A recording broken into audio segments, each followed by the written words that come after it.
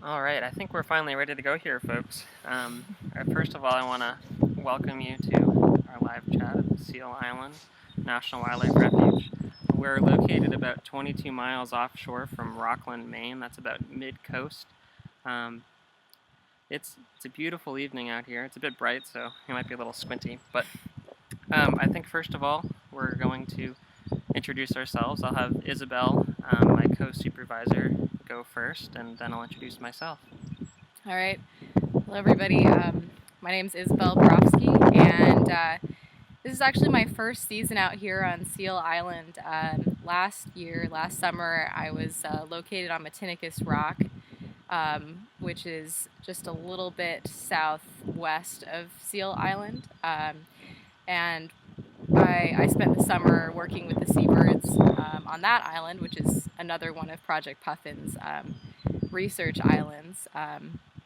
And similar habitat, similar birds.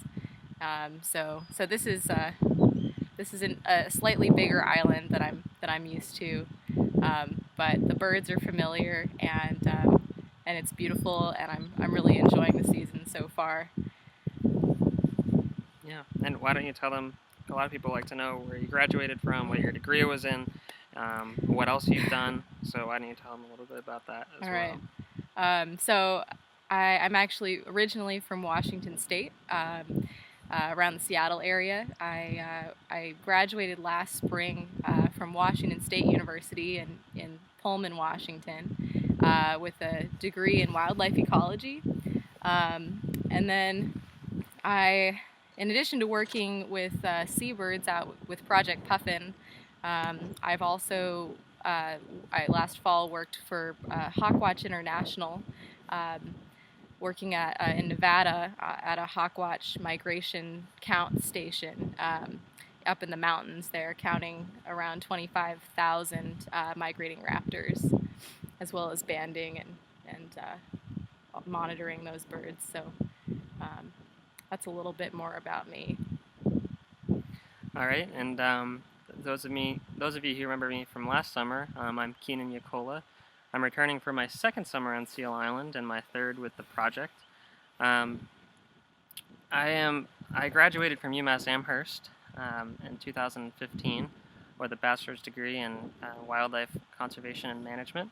And I'm currently a master's fellow with the Northeast Climate Science Center at UMass, and I'm studying the phenology of these seabirds. So that's the timing of the events. We're focusing on terns currently in the research, but perhaps move into doing some puffin work.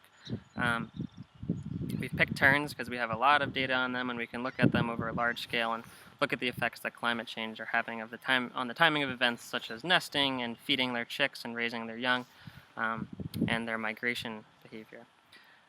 So that's what I'm working on right now. I've also worked all over the world with birds. I've done some work in Africa. I've also done some work in South America with some passerine birds, so more of the songbirds. And I've also done some other shorebird work down in Cape Cod, Massachusetts, where I'm originally from. So I think that you guys might be really interested in what happened last summer on Seal Island. So I just wanted to give a brief overview of all the results that we had from last year. It was a really great year for our seabirds last year. The puffins had the highest productivity since the early 2000s, which is really great news for the puffins. It was kind of a strange year, as you might remember, as most of our puffins nested very late. You might have seen me late and kind of in the middle of August, still going around checking puffin burrows, which doesn't typically always happen. A lot of the time the puffin chicks have fledged by the middle of August, but we were still monitoring some of our chicks. So even though it was such a late year for the puffins nesting, where we still had eggs hatching towards the end of July, they still did quite well. There was plenty of food for them. So we were really happy with that.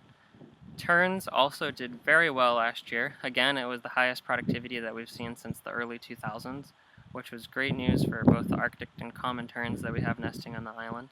And we also fledged about 27 great cormorant chicks, and we had about that's pretty good for this island, and it's the biggest great cormorant nesting colony in the United States. Actually, the bird itself is quite common further north of here towards Newfoundland and over to Eurasia. But in the United States, it's a very rare bird in terms of it breeding. And we have about 17 pairs last year, and we have 22 pairs just this year nesting. So again, we fledged 27 chicks, and it was really great to see that success. It is the most successful colony of cormorants in the Gulf of Maine. And we were really excited to bring you the great cormorant and double-crested cormorant camera this year, but unfortunately we've had some issues with it, and it will not be coming back this year. We set the cormorant cam up earlier in the season to avoid spooking them. The cormorants are they're very nervous birds, and if you approach them too closely, then they all will leave their nests and they might not come back for a while. And they're nesting amongst a lot of gulls, and we're worried about those gulls taking the eggs of the cormorants, or potentially chicks, young chicks. So because of that, we can't go fix the issues that are happening with the cormorant cam until the chicks get older and they can fly. So we won't be having coverage of the cormorants this year, but we have learned some lessons, and I think that next year we're going to have a really great season with the cormorants, and we're going to learn a lot about those cormorants. So we're looking forward to that. Now, you guys have a lot of questions lined up, which is great, and I encourage you to keep posting them online, and we'll try to get to all of them in this hour. But the first thing I want to do before we jump into that is to have Isabel tell you a little bit about the monitoring that we have going on this year, and the different studies that we're doing, to remind you of that, because we do a lot of work with the puffins, and we also do a lot of work with the terns, and you might often see us checking burrows or walking out to our bird blinds, but perhaps you don't know what's actually going on when we're doing that. So Isabel's going to fill you in on that here. All right. So here on Seal we have a number of breeding bird species. The ones that we are monitoring are Atlantic puffins, common terns, Arctic terns, razorbills, and black guillemots. So basically, for most of these species, we're trying to understand their breeding behaviors and success throughout the year, and as well as some of their feeding behaviors and what they're feeding to their chicks. So right now we're currently monitoring around 65 or 70 Atlantic puffin burrows, which when you see us walking around on the rocks out there most of the time, we go out to check on those burrows. We look to see if there are eggs in the burrows. We record when we see an egg or when we see an adult incubating an egg, and that's how we find out hatching or whether or not the burrow is being used this year. And then eventually, when the chicks start hatching, we'll be recording which burrows have chicks in them.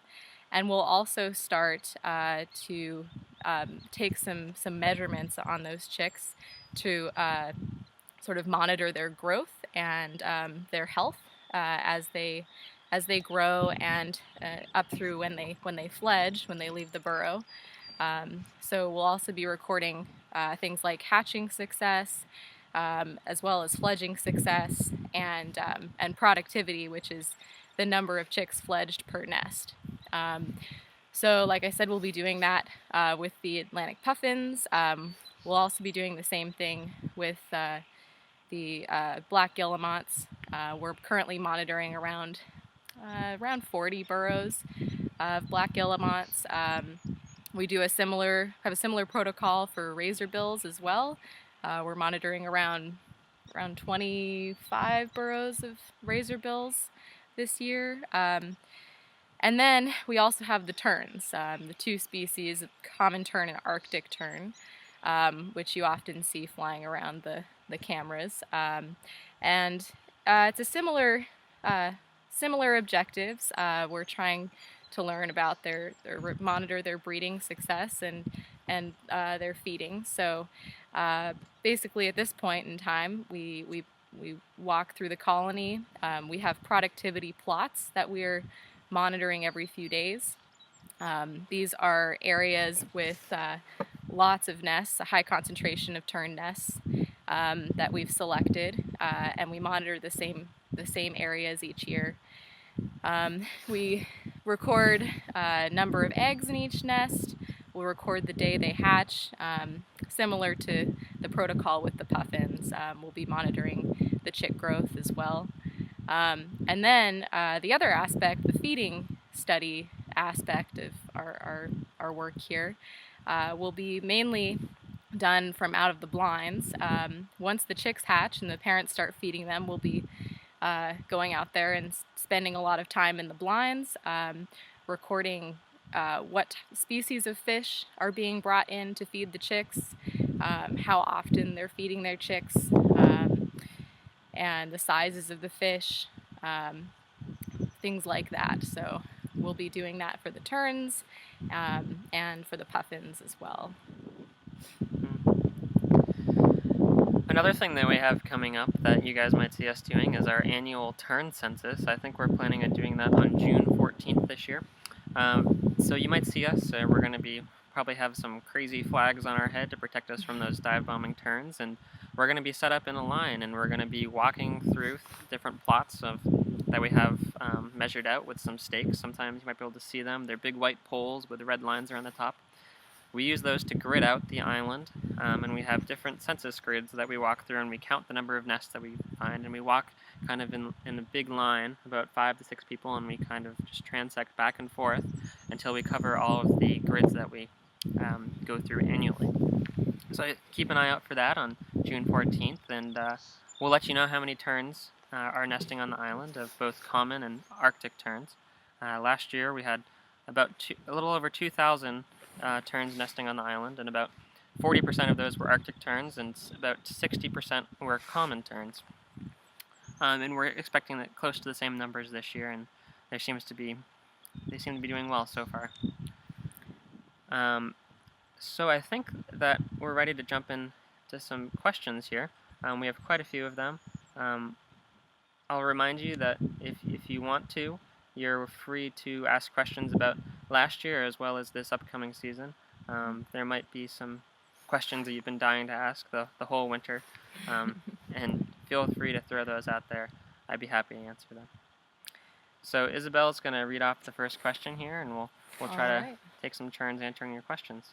Okay, so first off, we have, what were the team's impressions of any changes or differences when they first arrived at the island this season?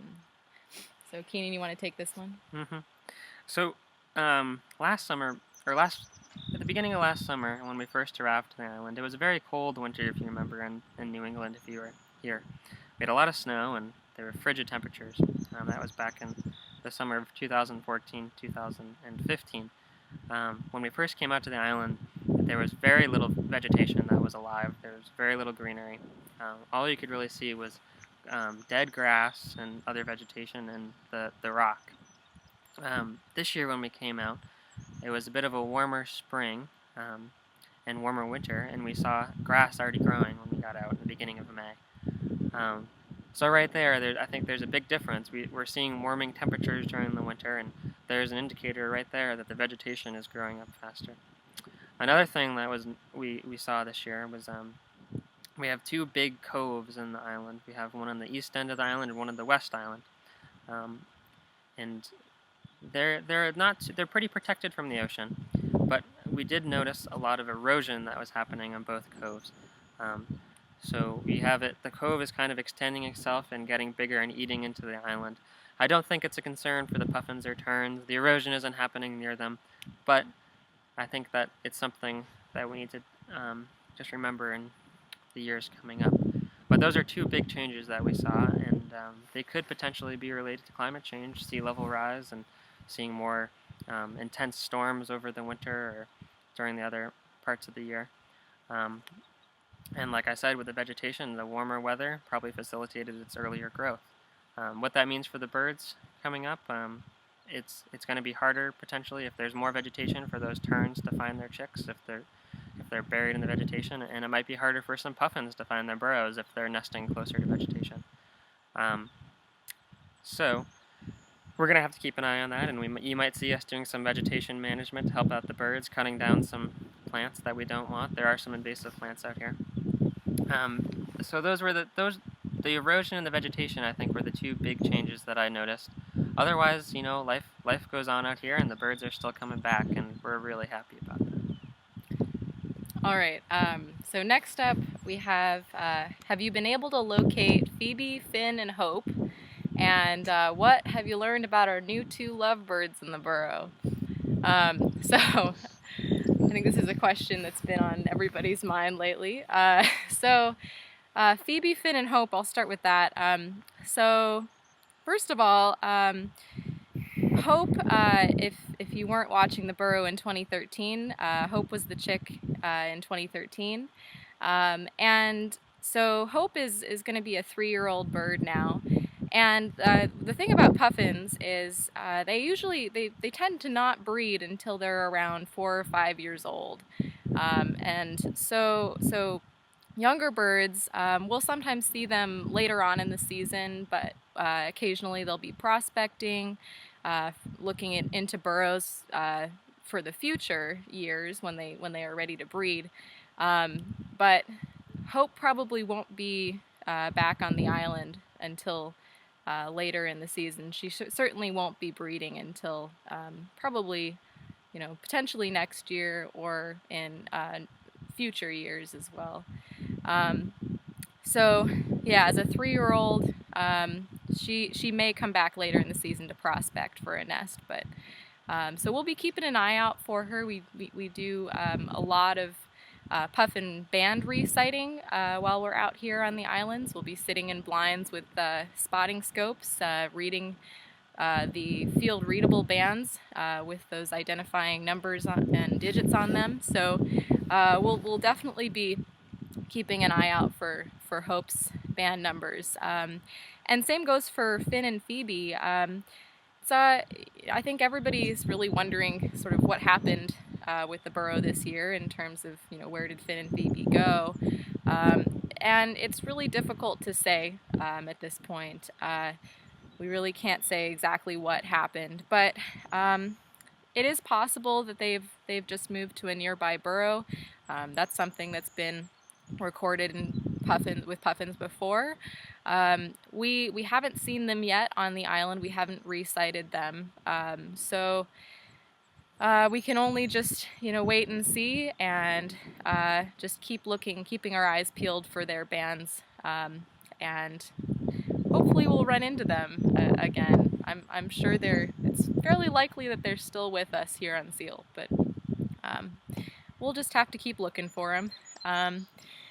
And then as far as the two new birds are concerned, we have one unbanded bird and one bird whose field readable band is AH54. Now we looked into that bird, and we actually found a little bit more information about that bird. It turns out that chick was banded in July 2002 on Matinicus Rock, and we do have a tradition on the islands of naming all the chicks that we banned, all the puffin chicks that we banned, and the name that they gave this particular bird when they banded it in 2002 was Willie. So I know a lot of people we've been brainstorming names for the two new birds in the burrow. So this bird, its name is Willie. It was named Willie in 2002.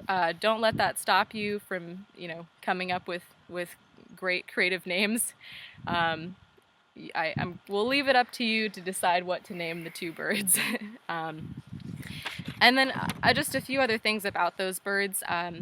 We've talked to Dr. Steve Kress about these guys, and we believe that they do appear to be fully grown adult birds. Sometimes younger birds will, when they're prospecting nests, they will sometimes just sit in a burrow, occupy a burrow, and not actually nest in it. But these birds appear to be fully grown. That's just based on bill shape and color. And of course, we're still waiting on that egg. It's hard to say. It's not too late. They could still lay an egg easily. They we don't really, it's hard to say why they haven't laid an egg yet. It's possible that they may just spend the summer in the burrow without laying an egg, and that's actually something we don't know very much about, that the camera could lend some valuable insight into, because really all of the information we have about puffins comes from birds that are breeding, because those are the birds that we monitor closely. So this could be an interesting opportunity to watch a pair that may not breed. Not to say that it won't. It's very possible they'll still lay an egg.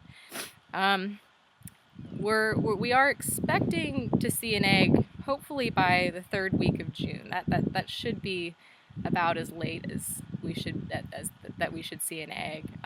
Any later would start to push it. So we'll just keep an eye out for that, and there's still time. And just to clarify something for you guys, Isabel mentioned that AH-54, also known as Willie, was banded in 2002 on Matinicus Rock, but the key clarification here was that he was banded as a chick. I say he because his name was Willie, but we don't actually know if it's a male or female. So we do know that this bird is 14 years old. It's entering its 14th summer. So that's prime time for puffins. That's right. It's about middle-aged. One of the questions coming up is, do we know what age puffins are too old to lay an egg? And the answer to that question is no, we don't really know. But we do know that this puffin is in the prime of its breeding age, and it very well could lay an egg. Puffins that do take over a burrow, if we did see some scuffles outside the entrance to the burrow, when puffins do take over a new burrow, Dr. Kress has told me that sometimes they will delay laying the egg, potentially because it was a very stressful time when they were taking over the burrow, and maybe they didn't have that burrow scoped up, so they couldn't get comfortable and lay that egg at more of the normal time with the other puffins. So we don't know if... But to get back to that question about puffins being too old to lay an egg, I think that puffins, like other birds, will keep breeding until they eventually die. A friend of mine runs a bird banding station down on Cape Cod, and she has a bird called a blue-winged warbler. It's a tiny songbird that's yellow, and it has a beautiful buzzy song, and she's caught this bird for 9 years in a row, and that is extremely old for a blue-winged warbler. They migrate to South America for the winter, and what's really interesting about this bird is that it's one of the oldest blue-winged warblers documented ever. And she knows that this bird has been breeding around the area for all 9 years.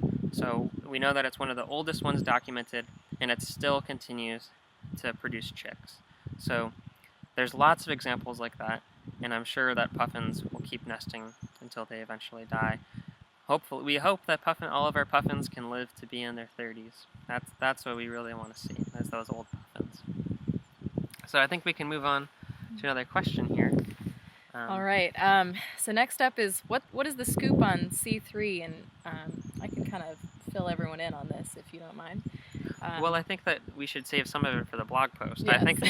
I think that what we just want people to know right now is that it was banded in 2013 on Eastern Egg Rock, and there's some exciting little bits of information about its parents that we're going to share with you in a future blog post. So we don't want to give it all away here.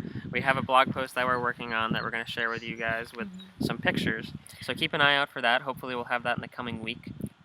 We're busy out here, so it's not always easy for us to get to writing a blog post. But within the coming week, there will be a blog post with pictures of C3 that you guys can check out. And just to clarify, for those of you who weren't aware of what happened with C3, the puffin, basically one of our viewers took a photo, a screenshot on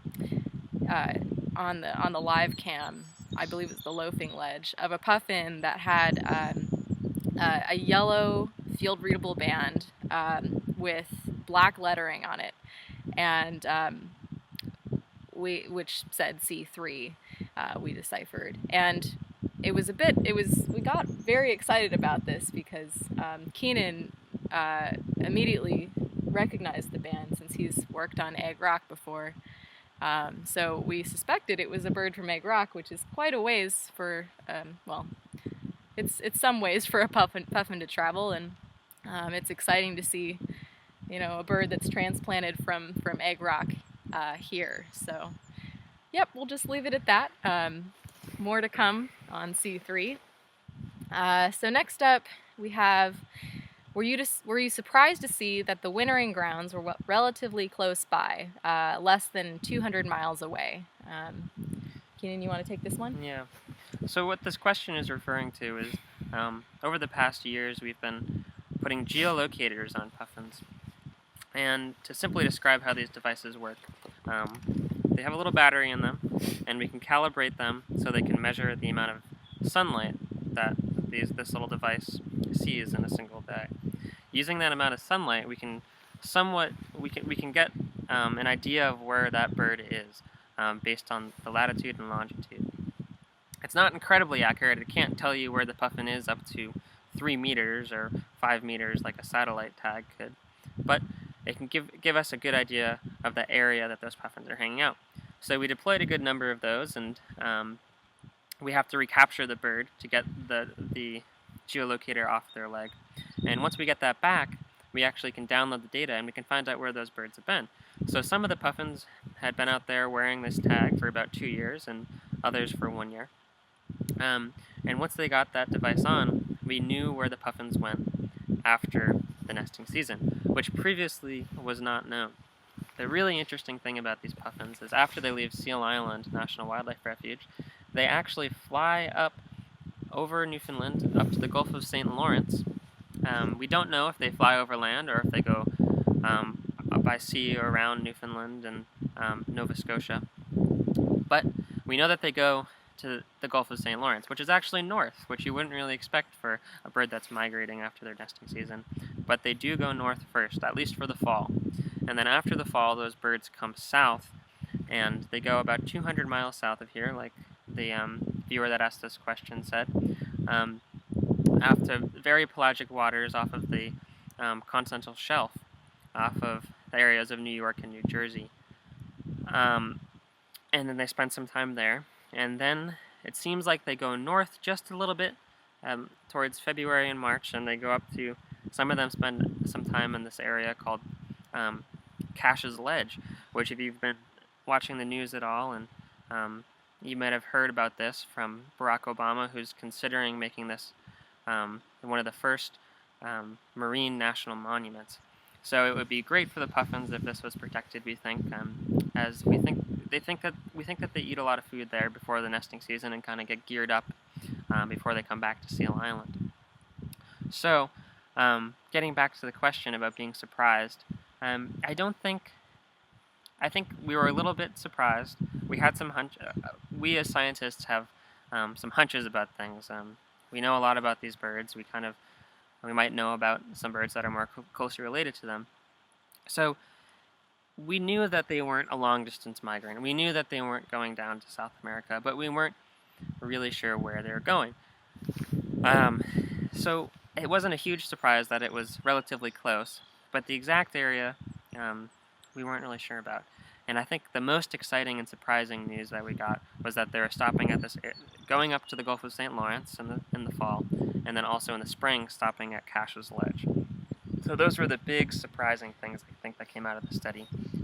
Not exactly the wintering zone, because we did know that they were pelagic and they probably didn't go too far.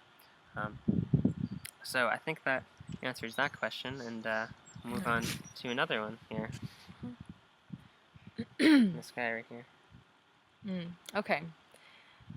So another question we have here is, wondering what effect the many gulls are having on all the birds on Seal Island this year.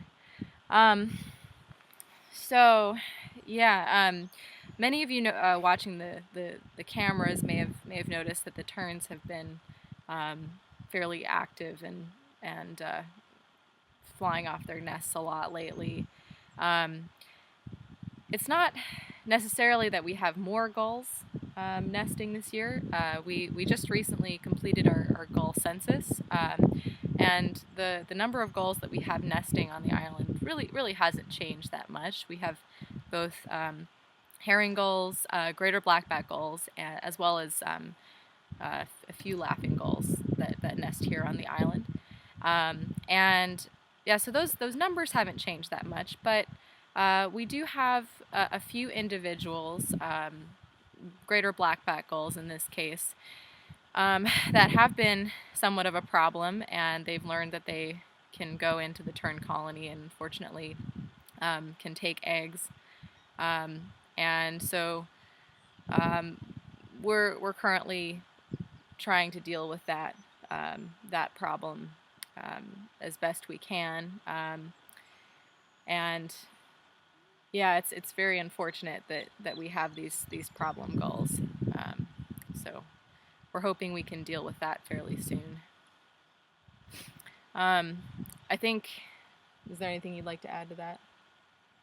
No, and I mean, I think it really depends on the year. Yeah. Some years we have problems with gulls, and other years we don't. Mm-hmm.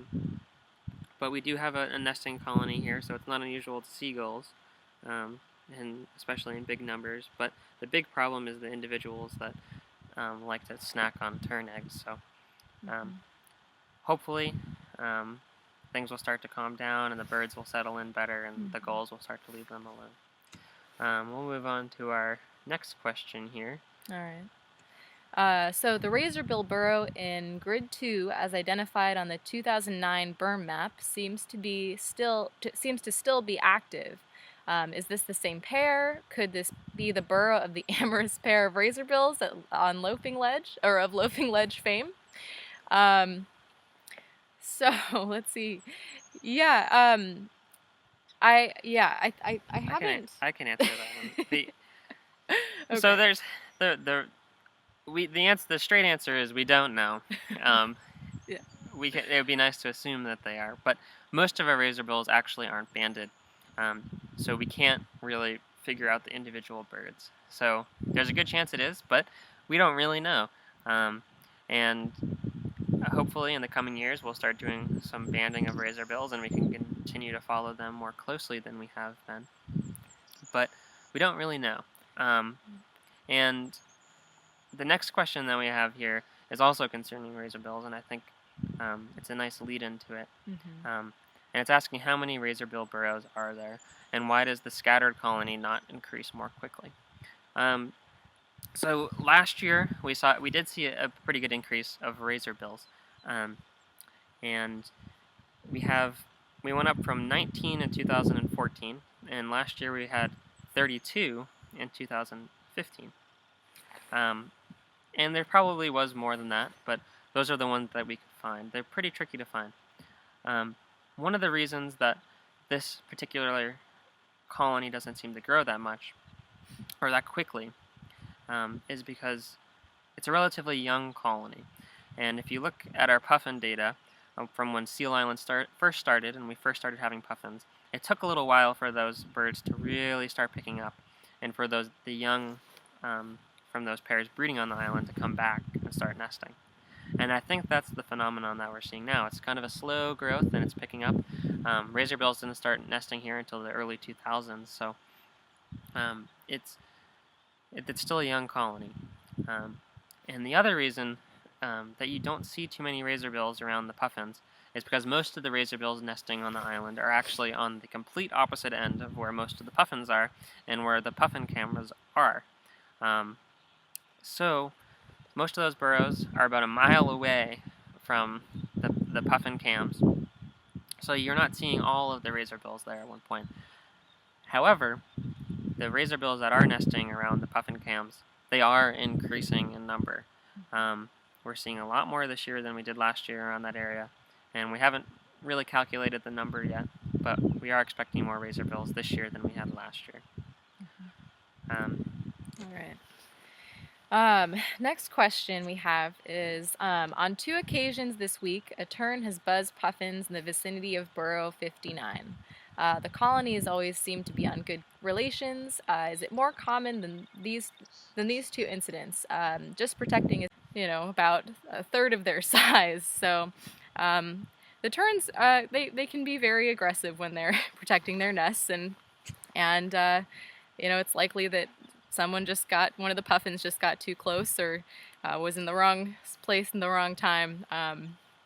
All of us researchers out here definitely feel the full brunt of that protectiveness when we go out in the colony, and we have to dress accordingly. So we definitely can understand that feeling that puffin experienced. Let's see, next question. How are the gillies doing this year?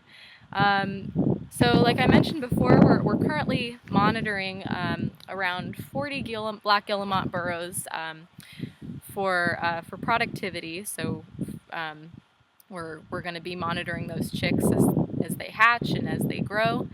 And so far, it's a pretty typical number of burrows to be monitoring.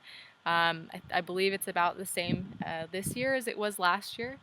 And we have already seen eggs. I would say about probably 2/3 to 3/4 of those burrows currently have at least one egg.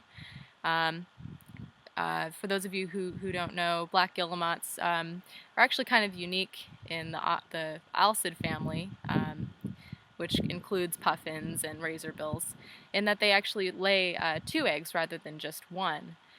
So we're watching that progression in our productivity burrows from 1 egg to 2. And so it looks like the gillies are doing pretty well this year. They're right on time, and we're seeing good egg numbers. So we'll see how it goes as the season progresses, and hopefully everything goes well for them. Let's see. Next question. Hello. What are you most looking forward to learning from your research this summer? Well, do you want to start on that one? I'll go first, and you can go next. Okay. What I'm always most interested, I think, about learning in terms of what's happening with the puffins and the terns is what they're bringing back in terms of food items. I love going out to the blinds and watching what the terns are feeding their chicks and what the puffins are feeding their chicks. It's always fun to watch that puffin fly in with a full bill load of fish, or watch that tern fly around with a sand lance. So I think that's what I'm most looking forward to. There's so much change that goes on between years in terms of food, and even within years there's huge changes. You see certain fish species start to get bigger and bigger when the terns bring them back, or you might see one species of fish be really common at the beginning, and then that might change. And we're learning some amazing things from studying the diet of these birds. We really think that studying the diet can tell us about what's happening in the greater Gulf of Maine ecosystem. We really think we can use these birds as indicators for the health of the overall ecosystem. So every year when we watch the diets of the chicks, we really learn something new, and that's always what I'm most excited about. So yeah. What about you? Well, I'd have to agree with you. It's always my favorite part of the season is definitely when the chicks hatch and we start to see feedings, because it is fascinating to see changes in the species that they're bringing in, and how that affects the growth of those chicks and the success of those nests. And it really is a very unique and valuable insight into how the ecosystem functions as a whole, and all of those connections that occur between the species. So that's definitely something I look forward to. It's also a really exciting when we see birds that we've had coming back for many years. We have a tern on Seal Island here that last year was sighted, and it turns out it was about, I believe it was 32 years old. 29. Oh, 29 years of age last year. So we may have resighted that bird just recently, just in the past couple of days. We may have seen that bird again. We're not entirely sure. We have to confirm that band, but when we see things like that, when we see birds that are 30 years old that are coming back to this island, that's fascinating to me. That's really exciting. Mm-hmm. Let's see. Next up, if let's go on. We're running out of time here. So yeah, we're getting a little that. short on time, so we're just gonna try and hit ones that we haven't answered yet. I can answer this one right here. Okay. So the East Coast has had a relatively warm winter. Have you seen an effect yet on the types of fish that puffins are bringing back, or is it too early to tell? So the first thing is, yes, we've seen it's been a very warm winter. We know that a lot of fish species are actually initiating their breeding cycles earlier. The people that I work with down at the Northeast Climate Science Center in UMass noticed that the herring that they were studying were coming back earlier to breed in the rivers this year, much earlier compared to last year. And that we do know that the herring is a very big, important fish species for puffins. Now, the thing is it's still a little too early to tell. We don't know what the puffins are eating right now, but we do know what some of the terns are eating. Part of the courtship ritual of terns is they actually will bring a fish back and display it to their mate and carry it around and walk around them and show them, and then eventually feed it to them before they copulate. So we do get to see some fish. Now, what we are seeing is we're seeing some good fish. We're seeing some hake, a lot of hake. That's the most common fish right now, and we really like to see that. It's a good, healthy fish for both terns and puffins, and the fact that it's around is really good. However, we are seeing some butterfish, and we're not seeing quite as much sand lance as I would like to see. Last year around this time, we were seeing a lot of young larval sand lance, and I think that helped us getting a lot of big sand lance when the puffin chicks came around and the tern chicks. So it's a little early to tell, but like I said, we're seeing some good fish and we're seeing some bad stuff, like some butterfish that we don't like to see. Let's see, next up. Man, we got a lot of questions here. Let's see that one. Okay, so will you be relocating the cam to another burrow?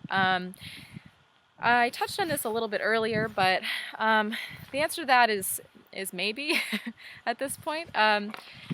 It basically, if we don't see an egg by around the 3rd week in June, we'll start to consider weigh our options and decide what we're going to do. On one hand, it is possible for us, we might relocate the cam to a different burrow that has an egg, so we can all have the pleasure of watching a chick grow up, which we all look forward to. But at the same time, watching a pair that isn't breeding this year, like I mentioned before, is a really unique opportunity. It's something we don't know much about, since we're usually monitoring pairs of puffins that are breeding. So it could be a really interesting opportunity to gain some more insight into what a summer in the life of 2 non-breeding puffins might be. So at this point, yeah, we really don't know, and we'll just see how it plays out, and hopefully we get an egg, and if not, we'll decide when we get to that point. Yeah, and I did talk to Steve Kress yesterday. There's no promises here, but we're going to try to talk to the folks that explore, and we might try to get a second camera, which is like the ideal possibility here. But I stress that it's a possibility. It might not happen, but it'd be really cool to have a new puffin cam that has an egg, and also continue to watch the burrow that we've been monitoring. So that's our hope, but we're not sure what's going to happen yet. Ultimately, if we have to stick to a single camera, we're going to choose the one that has a chick. Okay. Let's see.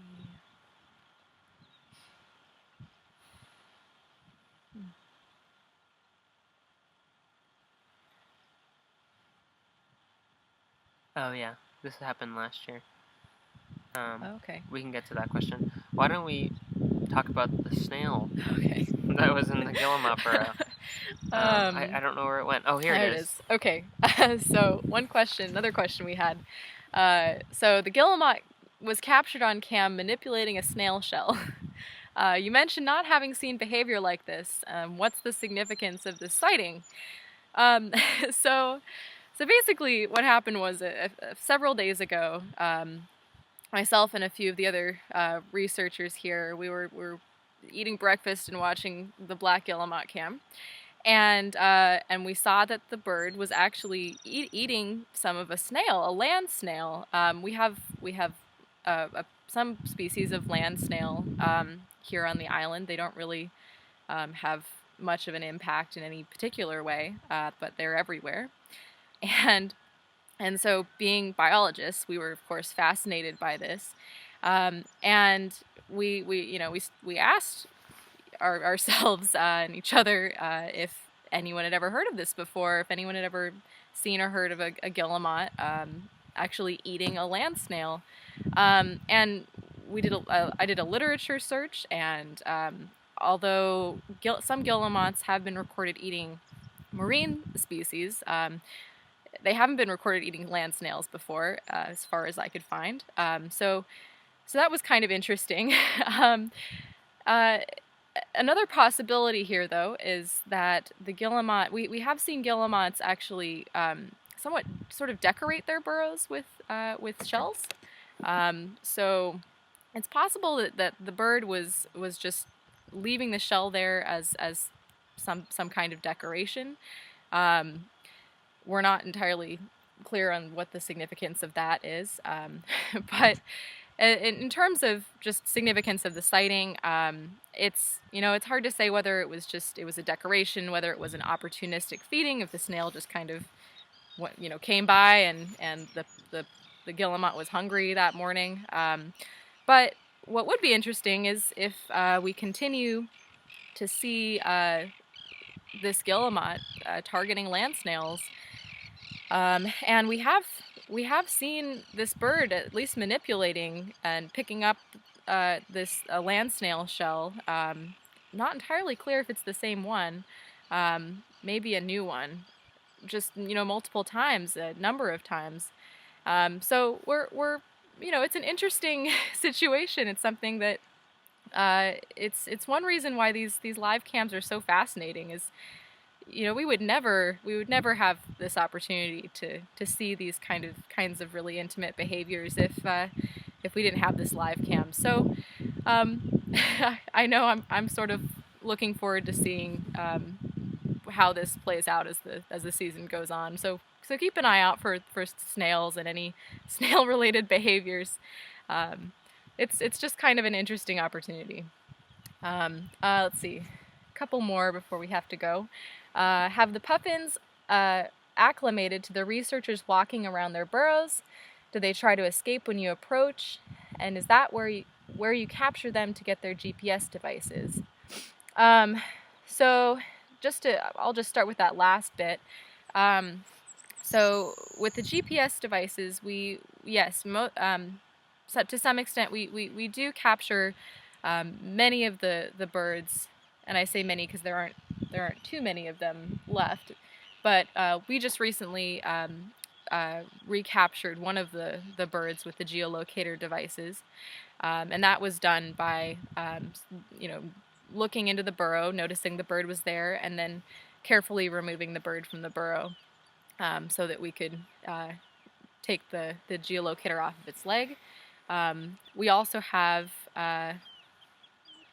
so that's the main way that we get the geolocators off of the birds.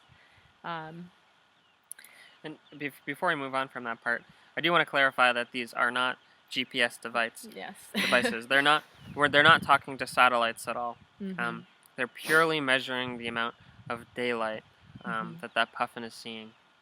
So that's why we have to recapture the bird. Mm-hmm. If they were GPS devices, a lot of times they can talk to you and we can look them up on the computer and we can see where that bird is. But currently they're not. Those devices aren't made small enough to put on puffins yet. Hopefully in the near future we can do that. And in terms of have the puffins acclimated to the researchers walking around their burrows, yes, for the most part they have. We often, when we're checking those burrows that we monitor throughout the season, we'll often see adults incubating while we're checking them. So that's a pretty good indication that they're not too badly, too disturbed by us. Some of them will leave, but for the most part, we do see a lot of birds that will incubate, when we look into the burrow. So I mean, these birds they've been getting used to people for, um, 30 plus years. So they're fairly used to people at this point, I would say, as used to people as a wild bird could, possibly be. Let's see this. All right. Next up, there were a lot of murres on the loafing ledge last year, and none that I have seen this year. What happened? So this is a pretty interesting question that we did see over the winter. There was a lot of murres that actually went further south. In the winter, I'm around Massachusetts and from Cape Cod actually, and it was a great year to see common murres from shore, which isn't always the case. So we know that a lot of common murres actually moved a little farther south maybe than they typically do in larger numbers. Now, common murres do not nest on Seal Island, and what's interesting about this year is that it's the first year that common murres have started to nest again in the Gulf of Maine, with the exception of Machias Seal Island, which is technically in Canada, but also part of the Gulf of Maine.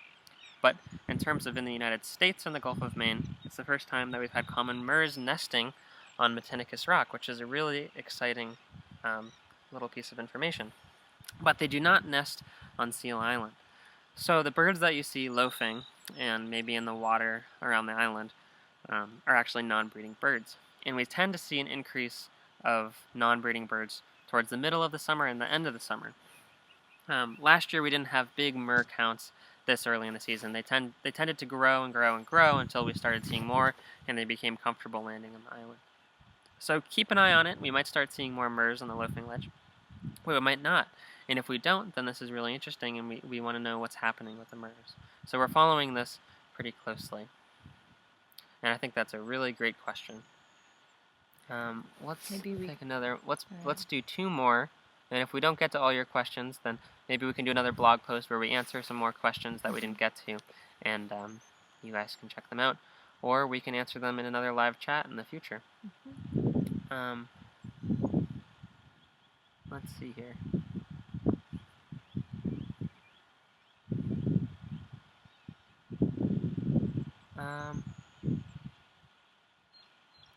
Let's do this one. All right. So, thoughts on climate change and the activity that you're seeing this year. And then also, thank you for all of your work. Thank you.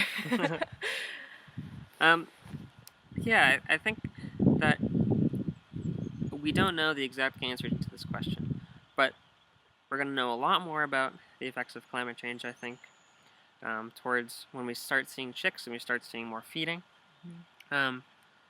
Also, towards the end of the summer, once we compare the data on the number of nesting birds, the average number of eggs that are in a clutch of eggs, and we look at the data like this across years, and we look at the laying date of terns and puffins, and seeing if that changes, it's very difficult to study climate change in 1 year. We need to look at these long periods of time to really see the effects of climate change. So, point being is once we start collecting this data and we start comparing it to past years, it's really it can be exciting to see these changes happening, but also kind of sad if they're not doing well. But we don't entirely know how puffins and terns are adjusting to climate change. We don't think that it's great, but we're not sure exactly what's going to happen with this. And part of my research with the Northeast Climate Science Center is hopefully going to get to answering some of these questions. And just to add on that a little bit, we are really interested to see what happens this year, because it was such a warm winter, and so indicative of climate changes that we've been seeing, and especially, you know, comparing it to a year like last year where we had such a cold winter. So it's definitely going to be an interesting year in terms of the data that we collect, and we'll have to see what happens. All right, so we have time for about one more question, and that's about it. Let's see if we can pick a good one here.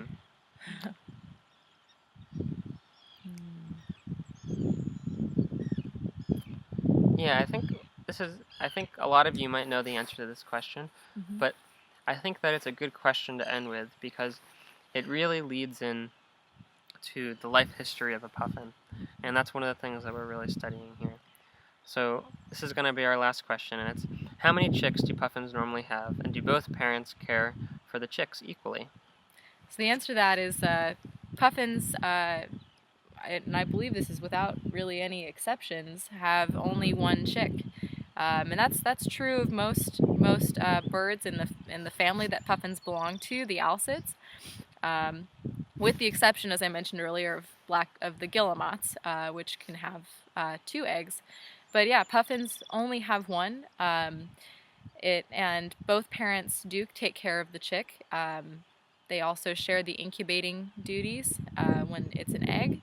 And that's because it's really due to the fact that puffins, along with other alcids, they're very long-lived birds, and they input a lot of energy into that one chick that they raise. So it's a lot of work. It's feeding that chick and caring for it and protecting it, and so both parents have to be involved with that. And the last little bit of information, I think, coming off of that question is that once those 2 parents raise that chick, they'll start to taper off the feeding when they know that that chick has gotten big enough, and they'll feed them less and less and less until that puffin chick gets hungry enough that its instincts kick in, and it goes right out to sea, and it starts feeding completely by itself, and it knows exactly what to do. And that's one of the most amazing things about puffins is they'll go right off by themselves as soon as they can fly and leave the burrow. And that's what we saw last year, and when we were watching our chick, and that's what the past we'll 2 hopefully years, see and this hopefully year. we're going to see that again this year. Yep. So we'll leave you with that question, and like I said, if we didn't get to some of your questions, we're going to do our best to answer them via a blog post or in a future live chat. So please log on again with us and join us. It was great to have all these questions. I definitely love having so many questions that you can't answer them all. It makes life so much easier for us doing the live chat. So please keep them coming, and we have a great crew this year that is doing their best to join you on the conversations on all of our cameras, the Guillemot camera, the Burrow camera, and both of the loafing ledges, the boulder berm and the main loafing ledge. So stay tuned, and there'll be a lot of more exciting information coming for the rest of the season. And I hope all of you enjoyed the live chat. Yep. Thank you so much, everybody. Hope you have a good evening.